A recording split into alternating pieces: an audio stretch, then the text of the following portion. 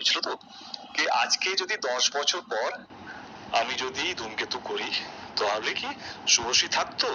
যেহেতু আমি প্রমিস করেছিলাম ওকে কি আমার প্রথম প্রোডাকশনে ও থাকবে, আমি সেই বলছি দুটো আলাদা প্রশ্ন। একদম কে কাস্টিং এ কি হবে আর আমার প্রমিসটা আলাদা।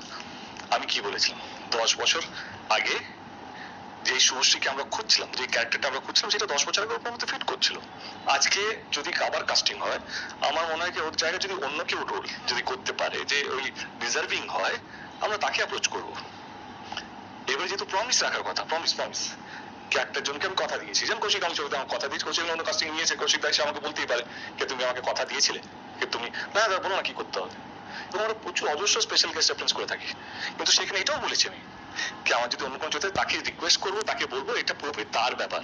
এবং সেখানে আমি একটা কথা বলেছি, আমি হয়তো দেবকেও রিপিট করতাম না যে ধূমকেতু যদি আবার কাস্টিং করতে হয় সেখানে দেবের সেই ইনোসেন্সটাও নেই। আমি এটা কোনোদিনও বলিনি কেউ দুটো বাচ্চার জন্য ইনোসেন্স চলে গেছে যেভাবে ভিকটিম কার্ড খেলা হচ্ছে বা কিছু হচ্ছে। আমি শুভশ্রী নিয়ে 14 বছর আগেও কিছু বলিনি, যখন ও বলেছে কিনা আমি বাথরুমে কেঁদেছি বা মুখ করেছি তখন আমি কিছু বলিনি, সব সহ্য করেছি। আজকে আমি ওকে নিয়ে কিছু বলতে পারবো না, কারণ আমার মনে হয় কি এটাই তো সম্মান।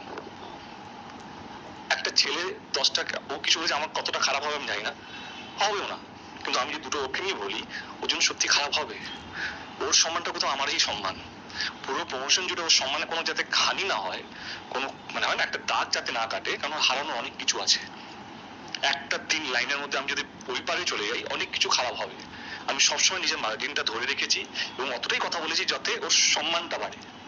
ওই জন্মে নয় মানে সব জন্মেও আমার জন্য সুপারস্টারই থাকবে। এবারে একটা সুপারস্টারকে যেভাবে ট্রিট করতে আমি জানি কিভাবে ট্রিট করতে হয়। ওই যে বলেছি না মা হয়ে গেছি ইনোসেন্স হয়ে গেল, আমি মা হওয়ার জন্য ইনোসেন্সটা বলিনি। ও তো নিজেই বলে আমি 2 সন্তানের মা, মানে এটা তো গর্বের ব্যাপার। তুমিও সেটা নিয়ে এবং হ্যাঁ আমি তো দেখেছি, আমি তো দেখছি, আমি তো বলেওছি কিভাবে সত্যিও সুন্দরভাবে হ্যান্ডেল করছে নিজের সংসার, বাচ্চাদের সাথে, বরের সাথে এবং ক্যারিয়ার। এবারে সেইটাকে নিয়ে যদি কাটাছেড়া করা হয়, এবং ওই ইন্টারভিউ ওকে বলেছি, ওকে নিয়ে বলেছি ওর একটা জার্নি আছে, বর্ধমান থেকে একটা আসা মেয়ে যেভাবে স্ট্রাগল করে আজকে দাঁড়িয়ে আছে, মানে ও তো আমারই জেনারেশনের। ওকে আর কোয়েলকে নিয়ে বলেছি আমি কে